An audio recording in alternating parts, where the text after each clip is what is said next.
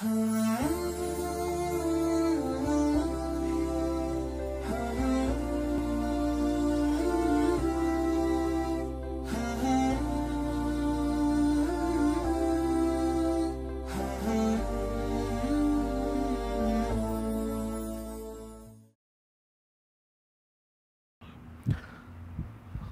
gününün padişası olgan Allah Taalaga çeksiz maktoo dağtoo bolsun.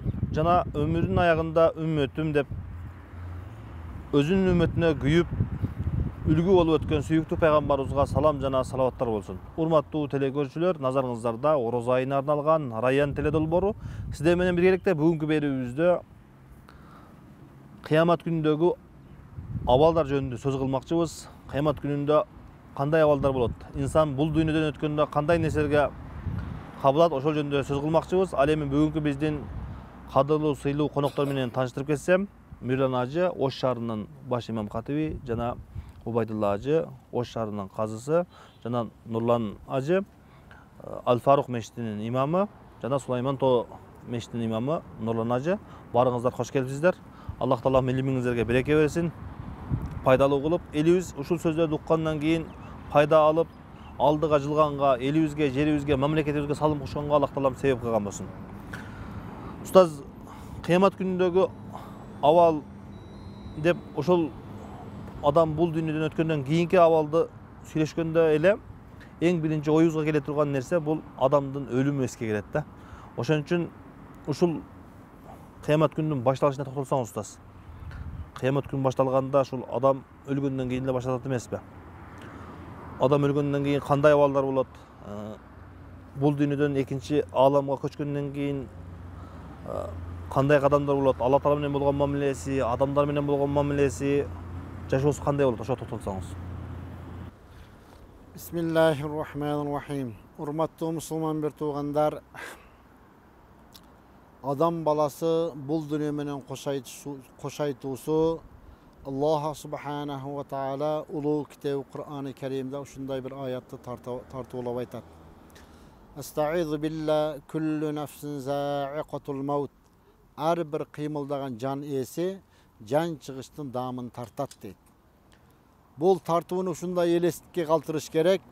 Ар бир адам баласы Азраил алейхиссалам менен учурашат.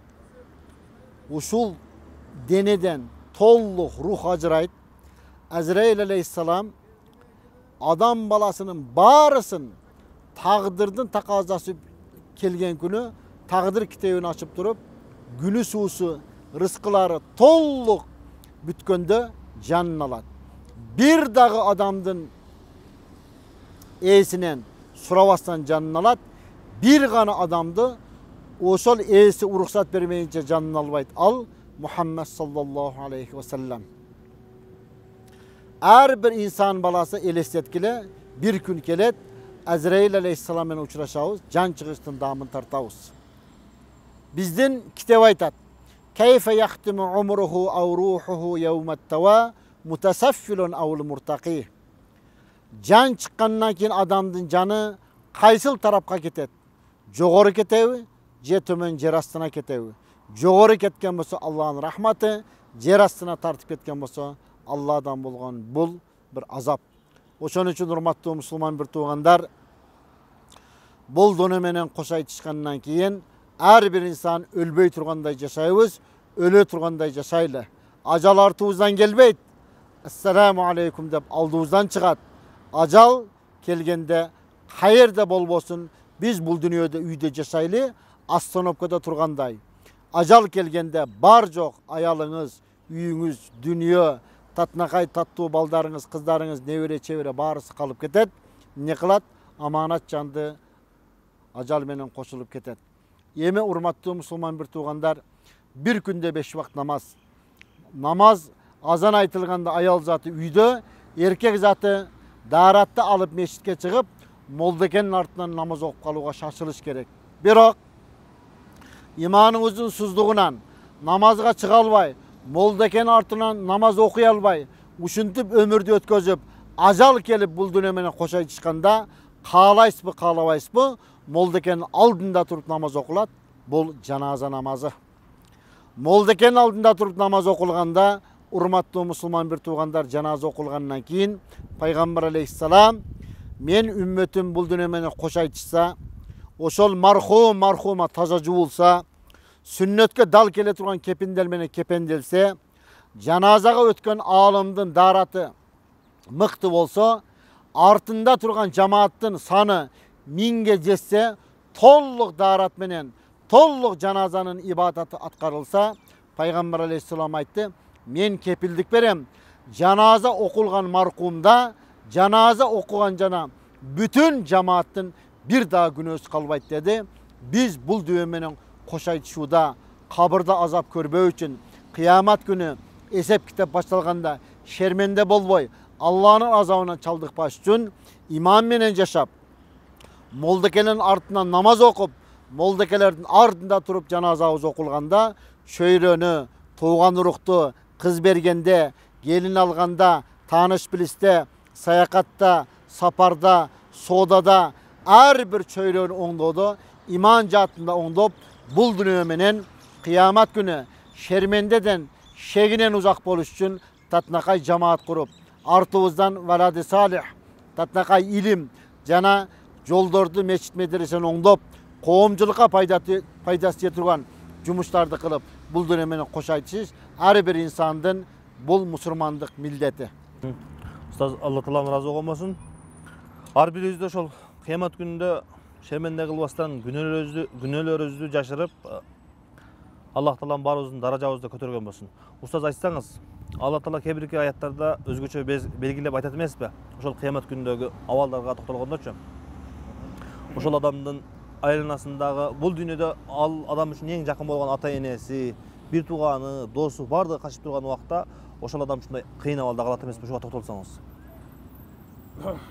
Ayet-i kerimede, Kur'an-ı Kerim'de Allah subhanahu wa ta'ala ayetkan Euzu billahi mineşşeytanirracim. Yevme yefirrul merru min abihi ve ummihi ve abihi ve sahibatihi ve banihi. Sadaqallahul azim. Ушул жерде эми Аллах субханаху ва таала аят керимде айтканда, ушундай бир күн келет, ол күн келгенде адам бар бири-биринен качат деп адам. Ата баладан, эне кыздан, бир туугандан, дос чардан, тууган уруктан ушунчалык безип кача турган күн келет деп Алла Таала бизге эскертип атат да, муну этегинде дагычы. Бул дегени ошол кыямат күндө өзү негизи кыяматтын аттары көп. Яумус саа, яумул кыяма, яумиддин. Жана негизги айта турганы фазул акбар деп коет, эң чоң фитнелүү күн деп ошол кыямат күнү айтат экен. Ошол кыямат күн келгенде эгерде азыркы мына жалган жашоодо ата менен адамга эң жакын ким? Ата менен эне, бир тууган, бала чака. А эгер ошол күн ошолордон да кача турган күн келе турган болсо, анда чындыгында эле бул өтө бир фитнелүү, бир адамды коркуна турган эң коркунучтуу күн да. Ошонун айтыштан максат ошол күнгө жетпестен, барбастан биз алдын ала ушул жөнүндө акылды иштетип, жана аятканлардын көпчүлүгүндө тaqilun, акыл ээлери, акылыңарды иштеткиле, ойлонгула деген нерселерди ушунун баарынан келип чыгат. Ушул жерде кыяматка барбастан, эми кыямат күн дегени жогоруда адам айтып кеткендей, адам өлгөндө бүттү. Өлгөн адам үчүн кыямат күн башталды. Ошого чейин бир аздыгы 5 күндүк жашоодо акыл эс менен иштетип, Алланын өкүмдөрүн аткарып калсак, Алла Таала көрсөткөн эле турмуна халал, туура кыл деген, кылба дегенди айырмалай турган болсок, буюрса жана жогоруда чоң нерсеге барып адам дуушар болбойт деген бир үмүттөр бар да. Аллах Таалам разы болмосун. Устаз, айтсаңыз, ошол күнү бейиш ээлери үчүн бейиш жакындатылып, дозок ээлери үчүн дозок жакындатылып, ар бир адам өзү бара турган жерди көрөт экен да, өлгөндөн кийинчи. Ошон үчүн токтолсоңуз бул жерде. Инсан ошондой коркунучтарга кабылбаш үчүн акыретте Аллах Тааланын көптөн бери даярдап койгон дозогуна күйбөш үчүн эмне амалдар кылыш керек? Рахмат. Албетте ал кыяматтын коркунучунан сактаныш үчүн бул дүйнөдө адам жакшы амалдарды кылууга тийиш. Себеби бул дүйнөдөгү амалдарыбыз, кылган жакшылыктарыбыз, дамыл айткандай бардык ошол Алла үчүн кылган бардык ибадаттарыбыз ошол кыяматтын коркунучунан бизди сактайт да. Албетте ал күн өтө катуу күн, ар бир адам өзүнүн керт башын гана ойлогон күн болот. Пайгамбар алейхиссалам айтат, ал кыяматтын бир күнү биз жашап аткан бул дүйнөнүн 50 000 жылына барабар экен да. Өтө катуу, ошондо тозок көз алдына тартылат, бейиш, ушул биз күбө болуп аткан күн дагы өтө жакын келип, ар бир адам өзүнүн терине чөмүлүп, ошол жакын көргөн устаз айткандай ата энесинен, бир туугандарынан, досторунан ажыраган. Эмнеге ошол мени бир жаман жакка ушу тозок алып кетпесин деген немеде качып калган күн болот. Ал күнү Сырат көпүрөсү кылдандагы ишке кылычтан да курч ушундай бир Сырат көпүрөсү тартылган болот. Ар бир адам ошондо чагылганын чарт дегениндей анан басып өтөт, чуркап өтөт, акырында ушундай бир тытмаланып, акыры бейишке чыгат деп айтат. Ошол бардыгы бул дүйнөдөгү амалдарынын себебинен, даражасынын себебинен ошол кыяматтын эмесинен кутулат деп. Аллах таалам ыраазы болмосун. Устаз айтсаңыз, ошол күндө кыямат күндө кээ бирки адамдар китепчесини оң колунан берет, кээ биркилер сол колунан берилет эмеспи? Ошол аятка токтолсоңуз. Bismillahirrahmanirrahim. Азыр жогоруда устаздар айтып өткөндөй, кыямат күнү бул айтканга оңой, бирок мындай ойлоп келе турган болсок, аябай оор күн болуп эсептелет. Анткени Кур'ан-ы Каримде Аллах Таала айтып атат: "Истагфирулла, юнаббаул инсану ямаидин бима каддама ва аххар, бал инсану ала нафсиги басира, садакаллахул азим."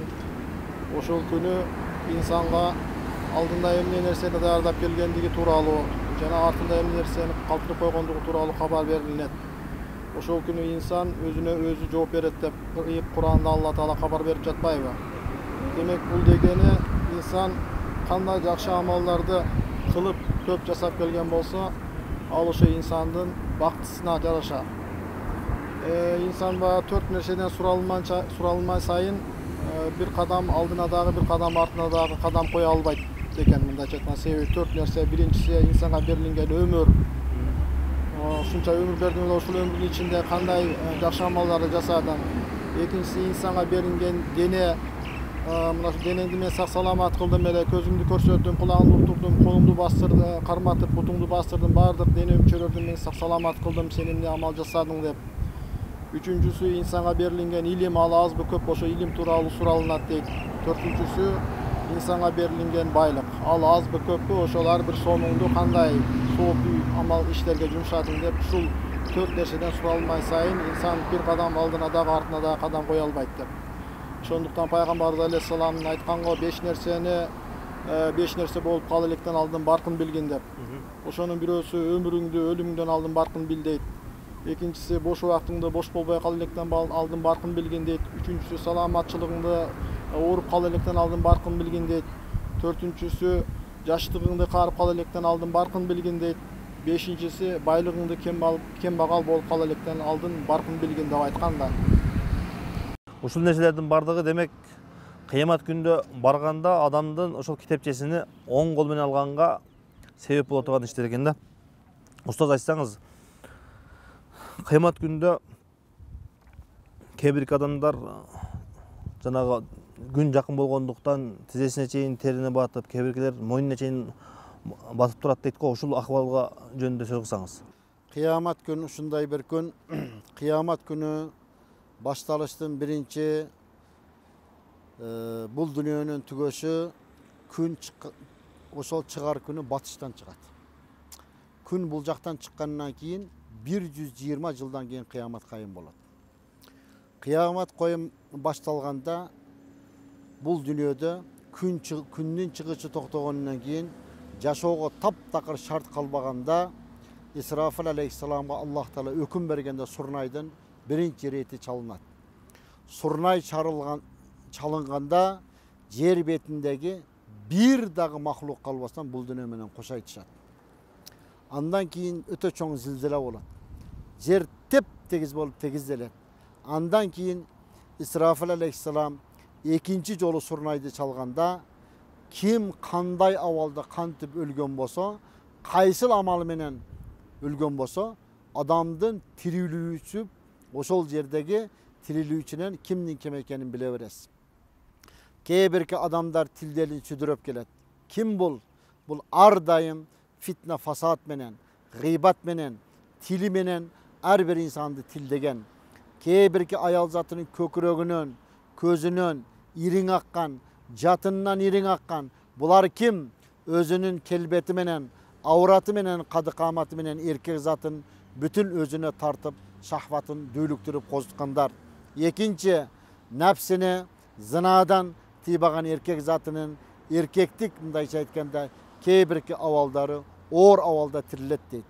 Экинчи урматтуу мусулман бир туугандар, эсеп китеп башталганда бейиш менен дозоктун ортосунда Арасат деген жер бар.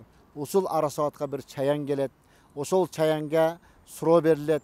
Каерден келдиң десе, ана менен нар, мен дозоктон келдим дейт.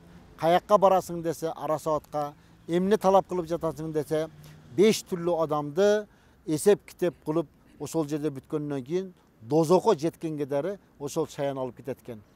Кимдер десе, биринчиси тарики салат, намаз окубаган бейнамазды, экинчиси мани'у закат, малы пулун закаттын нысабына жеткенде закат бербегенде, үчүнчүсү шарибул хамр, арак ичкүүчү, төртүнчү акыл валидайн, ата-энеден ак болгон, бешинчиси вал мутакаллиму фил масжиди би калами дүния, мешитке кирип алып, дүние сөзүн сүйлөп, же бир дүниенин наркын, базарды, же саясатты, фитна фасад сүйлөгөн адамдардын дагы кыямат күнү абалы оор болот дейт. Al-Qari'atu mal-Qari'a сүрөсүндө ушундай аят Алла Таала тартуулап айтат. Кыямат күнү адам баласына эсеп китепти алып келгенде дейт. Ушул үйдүн патологу кандай көзүң менен көрүп 1 метр үстүңдө турган болсо, Кудай Таала күндү ошончолук жакын калып келет дейт. Жакын калып келгенде дейт, ушунчалык дейт, периштелер ар тарабынан кысып, ушундай абалга келесиң дейт. Кээ-бирки адамдын теринин, бутунун тери кызылашыктан, кээ-биркиси балтырынан, кээ-биркиси тизесинен, кээ-биркиси киндигинен, кээ-биркиси көкүрөгүнөн, кээ-биркиси оозунун жарымына дери не терге чыланып, сасып тер азабы башталат дейт.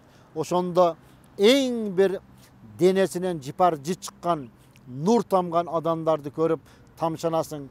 Булар ким десе, убактылуу фани дүнүйөнү амал менен, инсап менен, таквалык менен, ибадат менен, ынтымак менен, ата-эненин урматы менен, улутту бириктириш менен, ысырапчылыкка жол койбостон жашоонун толук магызын сүннөт менен чагылдырган адамдардын денеси таптакыр жана ахли Кур'ан, тирүү Кур'андар, кимдин перзенти кары болсо, булардын ата-энеси кыямат күнү Кур'анга берилген шафаат пайгамбарларга да берилбейт.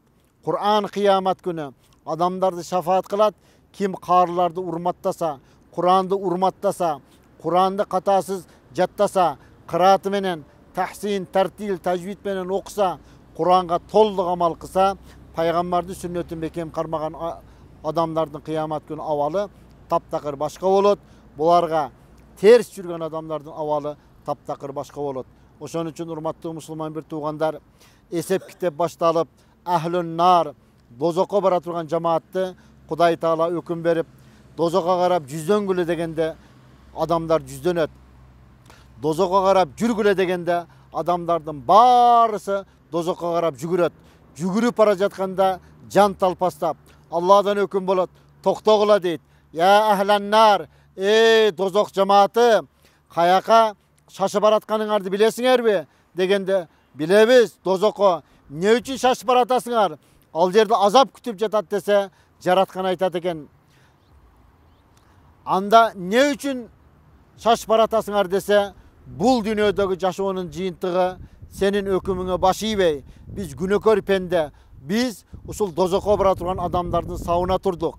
Эми дозокко жеткенге дери биз бир аз убактыбыз бар экен, ушул жерге дери болсо дагы өкүмүңө баш ийип, бир шашып барайлы деп өкүмү баш ийүү максатында ушундай кылдык десе, андемесе мен силердин күнөөңөрдү кечирдим деп дозоктон кайтарат дейт. Аллах Рахман, Аллах Рахим, Аллах Гаффар, Аллах ырайымдуу зат. Аллах күнөөлөрдү кечет. Ошон үчүн урматтуу мусулман бир туугандар, жараткан кечирсең кечирем дейт. Кек сактабайлы, кечиримдүү болойлу. Агайыны туугандар менен ар дайым сылай рахым кылып тууганчылыкты уланталы. Пайгамбар алейхиссалам мен катаар рахма, ким тууганчылыкты үзгөн болсо, фалайса минна, ал менин үммөтүм эмес дейт. Тууганчылыкты үзүп койгон адамдын ибадаты кабыл болбойт, дуасы кабыл болбойт, тилектери кабыл болбойт. Ошон үчүн урматтуу мусулман бир тууган, ынтымак бар жерде ибадат кабыл болот, береке жакшылык болот. Аллах Таалам разы болгон болсун. Жана барыбызды ошол кыямат күнүндөгү абалдардан жеңил кылып, шерменде кылбастан, тозокко салбастан Аллах Таалам барыбызды куткарган болсун. Устаз айтсаңыз, адам өлгөндө жана башында устаз айтып кетпедиби? Жаназа окулуп көмүлгөндөн кийин кабыр жашоосу башталат эмеспи? Ошол абалга токтолсоңуз, кабыр жашоосу кандай болот? Кабыр жашоосунда азап бар жана кабыр ырахаты бар да. Ошол маселеге токтолсоңуз. Ушул жерде Пайгамбар алейхиссалам бар хадистен айта кетейин.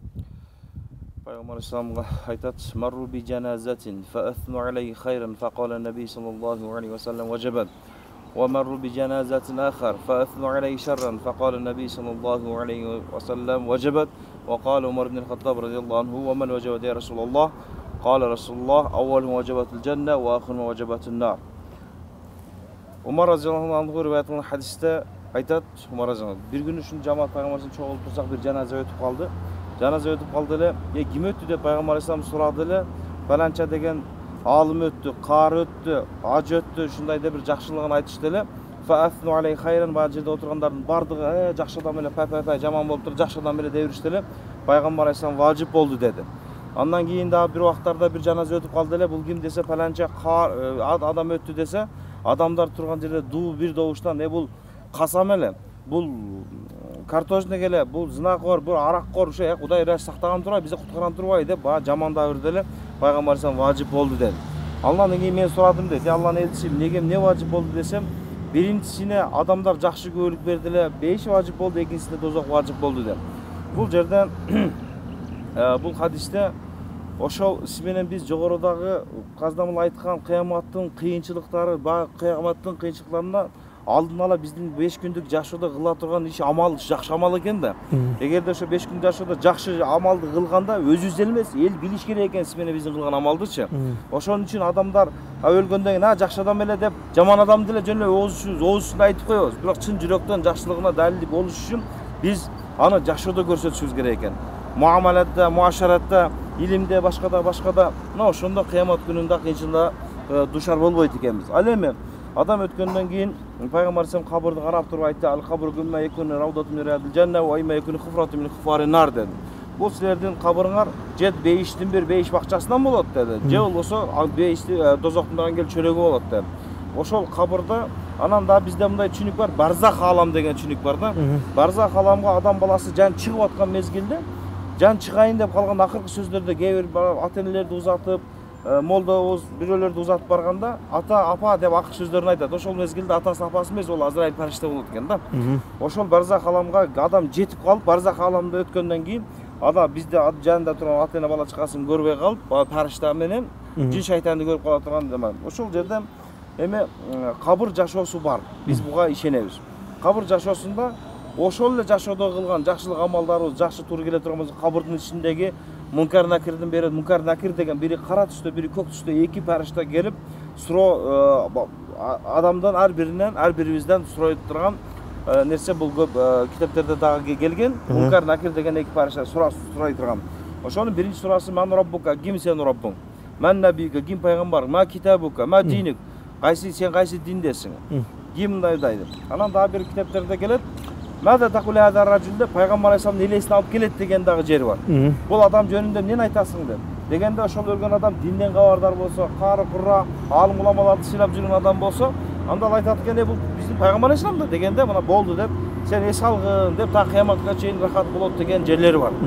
Ал эми ошол жерде динден кабар жок болсо, исламдан кабар жок болсо, "Ман раббука" десе, эмне жооп беришин билбей калса, Кудай ким десе, намаз окуп калса, Кудай ким, кайсы диндесиң, пайгамбарың ким, китебиңде десе, иштен кабар жок болсо, ошол жерде жана келет улак түпкө баягы париштер мункар накирдин жанагындай күчтүү немеси менен азап болуп турат, тынбай деп. Ошол та кыяматка чейин болуна турган биринчи кабырдын ичиндеги жашоо. Аллах Таалам барыбызды мындай азаптан сактаган болсун устаз. Барыбызды биздин бейишибизди ушул кабырга көмүлгөндөн баштала турган кылып, кыямат күнгө чейин ырахат алып, кыямат күндө пайгамбарыбыз саллаллаху алейхи ва салламдын раузасынан суу ичкенге барыбызды насип кылган болсун. Жана сиздердин айткан сөздөрүңүздөргө Аллах Таалам береке берген болсун. Үй бүлөңүздөргө тынчтык берген болсун. Биздин ушул бүгүнкү берүүбүзгө келип, элибизге ушундай жакшы насаатыңыздарды айтканыңыздар үчүн Биздин бүгүнкү берүү соңуна чыкты. Урматтуу телекөрүүчүлөр, сиздер менен бүгүнкү берүүбүздө дагы кайрадан кайрлашабыз. Аллах таалам барыбызды кыямат күнүнүн азабынан сактап, жыргалчылыгына бөлөгөн болсун жана кабыр азабынан сактап барыбызды күнгө барганга чейин жыргалчылыкта бейиштин жытын жыттатып, жыргалчылыкта жашаткан болгон болсун. Кийинки берүүдөн кайрадан жолукканча саламатта калыңыздар. Ассаламу алейкум ва рахматуллахи ва баракатух. Aleykümselam. Allah işinizge iyilik, altın başınız zaman, Kırgızistan'da bereke, жақсылық болсын. Allah.